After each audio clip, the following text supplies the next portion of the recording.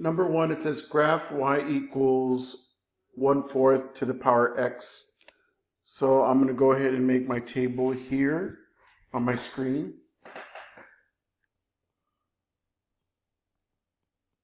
And when we have -2, we have 1/4 to the -2 power, which is 16.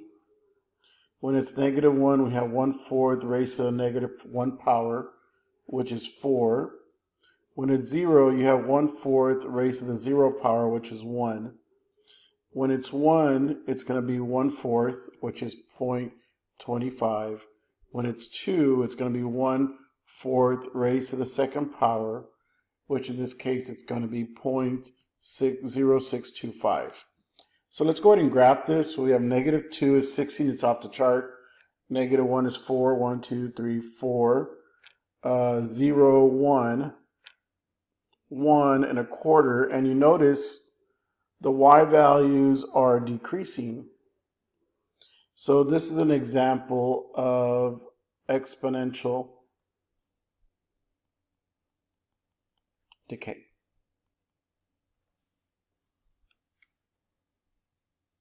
Number 2, we have y equals -0.1 to the power x.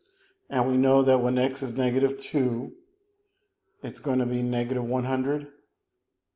When x is -1.5, it's -32.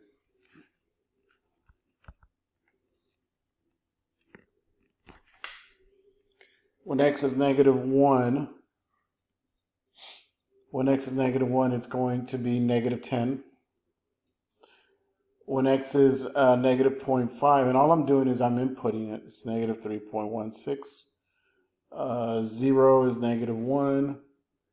0.5 is -0.316. So what I'm going to do is I'm going to start at -2, but it goes all the way to -100. -1 is -10. So it's, let's say if I say 2, 4, 6, 8, 10, I'm going to go by twos. So here's -10, -1, -10, -0.5, -3, so it's, I'm going to say -3 is right there. 0, let me fix this. 0, -1, so let's just say right there. So I'm kind of estimating, so it's going to be like this. So that's our graph. And you can always check on your graphing calculator if it's correct. What you want to do now is just kind of sketch with those 3 points, and that's going to be the answer.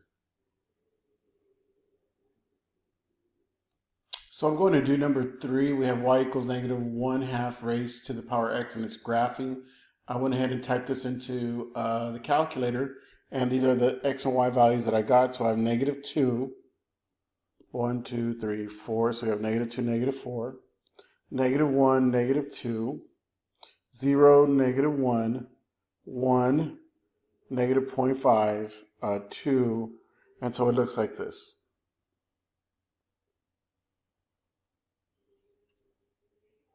Okay. Number 4, it says, without graphing, determine whether the equation represents exponential growth or exponential decay, then find the y-intercept. So if we have y equals 2 times 9 divided by 10 raised to the x power, if you want to know if it's decay or growth, all you have to do is look what's inside the parentheses. If you divide 9 divided by 10, it's 0.90. We know that the y value, or this value, is less than, this is less than 1. I'm sorry. Let me restate this. 0.90 is less than 1, so that what that's going to tell you is that this is decay. Okay. Now to find the y-intercept, all you have to do is replace the x with the 0. So you have y equals 2 times 9/10 raised to the 0 power. Well, anything raised to the 0 power is 1. So y equals 2 when x is equal to 0. Well, guess what? 0, comma 2 is the y-intercept. So the answer for number 4 is, what is a y-intercept? The y-intercept is 0, 2.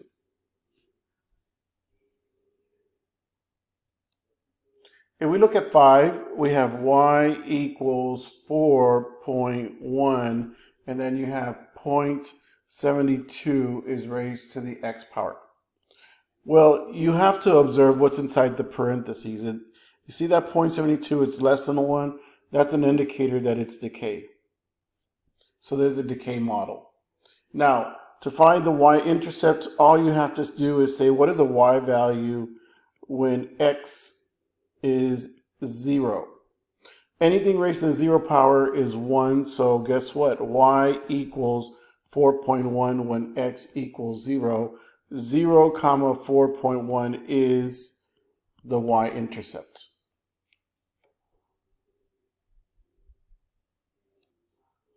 Number 6, we have y equals 9.2 times 2.3 raised to the x power. Once again, is 2.3 less than 1? No, it's actually greater than 1, so this is a growth model. Or this is a growth, it's a growth model. So now to find the y-intercept, you do the same thing again. What is the y value when x is 3? Well, x is 0. So anything raised to the 0 power is 1. So the value of y is 9.2 when x is equal to 0. So the y-intercept is 0, 9.2. That's the y-intercept. Yeah. For 7.2, it says graph each equation on the same set of axes as the parent function. So I have my parent function y equals 3 to the power x, right? And that's a growth model. So now what I'm going to do is I'm going to graph y equals 2 times 3 raised to the power x. So let's have this discussion, and we're going to go ahead and describe the transformation. We're also going to talk about what is a y-intercept and what is a range and what is the asymptote. So I'm going to go ahead and maximize this, and I'm going to move this up. And you notice that the black is your parent function. So here, that is your y-intercept for the parent function, and this is your y-intercept for the new function. So I'm going to go ahead and just tap it so you know what it is. The asymptote is where the line will not cross the x-axis. So we're going to say the asymptote is y equals 0. And you can see that. Also,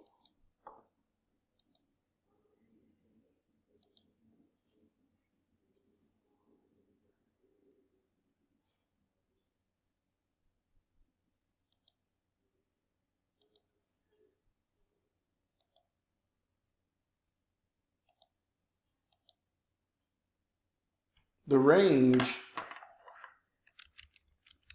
will be y greater than 0, not equal, greater than 0. The domain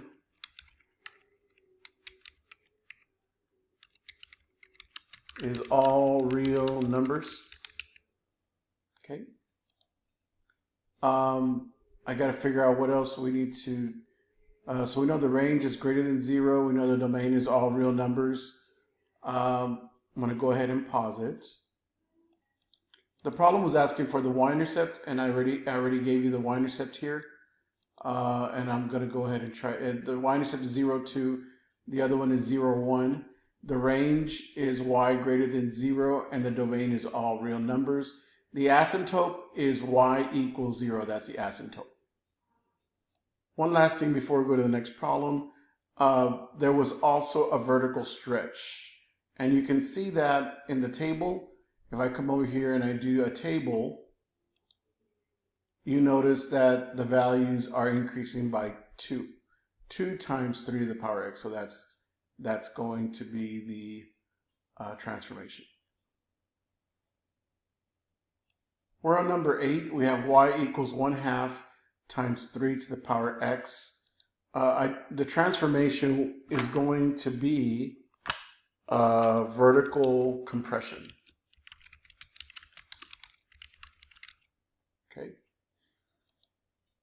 That's going to be the transformation. The y-intercept, here for the parent is 0, 1, and the y-intercept for the new function is 0, 0.5. So you notice there was a difference in the y-intercept. The range is still the same. The range is y greater than 0. Of course, it never crosses the x-axis. So the asymptote will tell you that it never crosses the y-axis. The asymptote is that red line.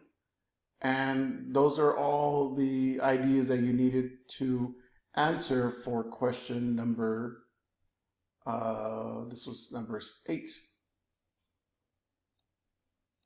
Okay, the domain, I didn't mention this on the last one, but the domain is all the real numbers. The y-intercept, it changed. The y-intercept, of course, did change. If you look at the green function, that's a new function. The y-intercept is 0, 3. And the y-intercept of the parent function is 0, 1.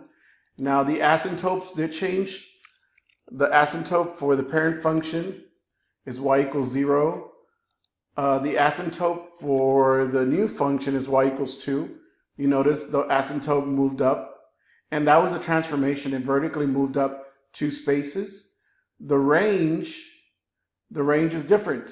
Since it moved up 2 spaces, the range will be, and I'm going to go ahead and say range, y is greater than 2. That's the range, is y is greater than 2. So in this case, the y-intercept changed, the asymptote changed, and the range changed. So that plus 2 did a lot of changing as compared to the parent function.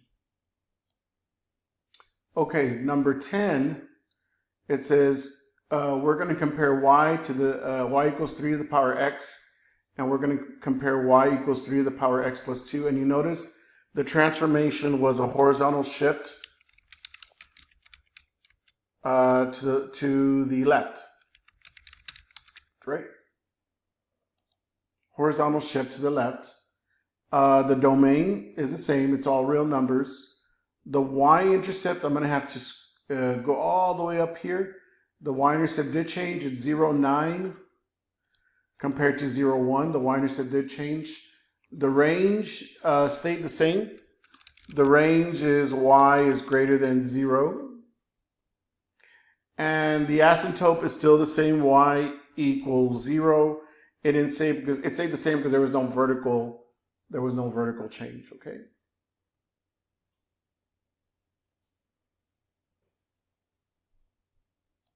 Seven 3, it says analyze the minimum and maximum values for the function.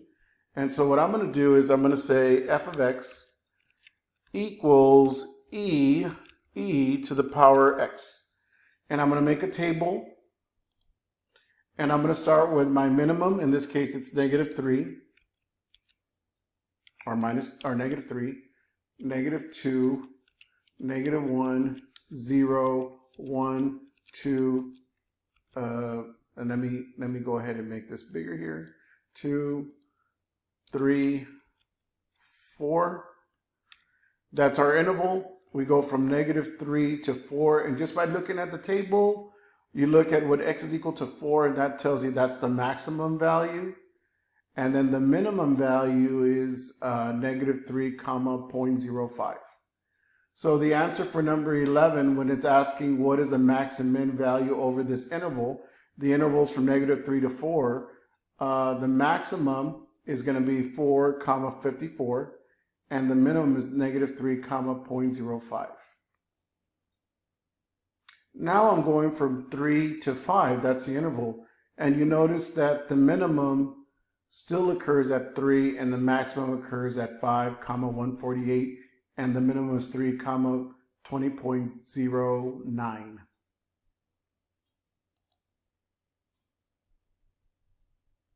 For number 13, we're looking at the interval from negative 0.25 to 0.25. You notice I just entered three numbers here. And of course, the minimum occurs at negative 2.5, which is 0.78, and 0.25, which is 1.3. Okay, number 14, we're going from 1 to 10. That's the interval, and you notice at 1, it's 2.8, so 2.7. And at 10, it's 22,000, about 22,000. So that tells you where the min and the max point is. Number 18, we have an exponential form. We have 1/2 raised to the 4th power is equal to 1 over 16. And remember, I told you about base, exponent, and answer. And I did remind you that the inverse of an exponential function is a logarithm. So we're going to write log. The base is 1/2. The answer is 1 over 16, and the exponent is 4.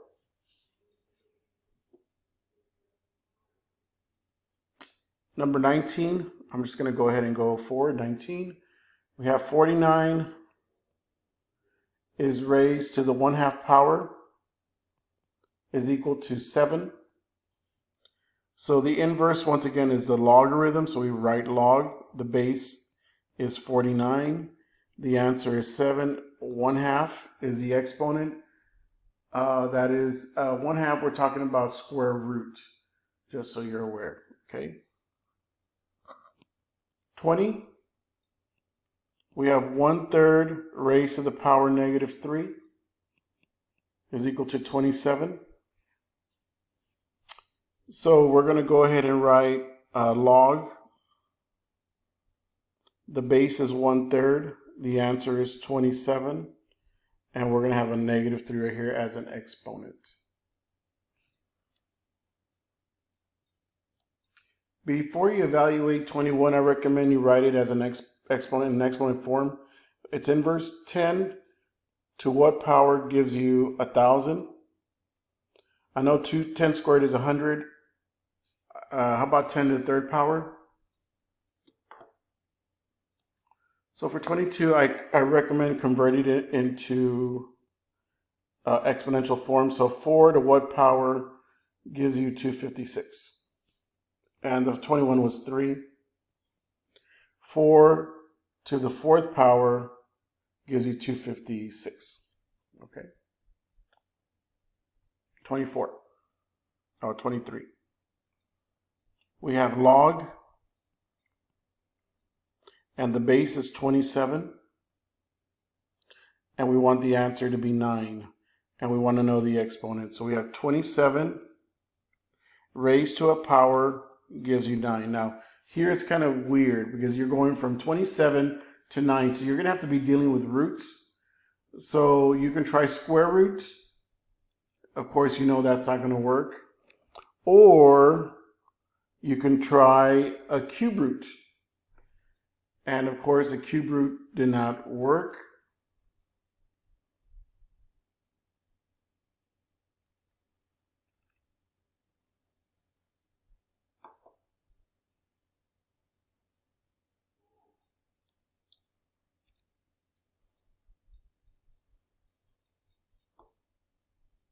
Well, apparently I tried 2/3. And what 2/3 is saying is you have to square 27. So you got to find what is 27 raised to the 2nd power. And then you need to find the cube root of whatever 27 squared is. In this case, 27 squared is 729. And the cube root of 729 is 9. Okay. So this is 2/3.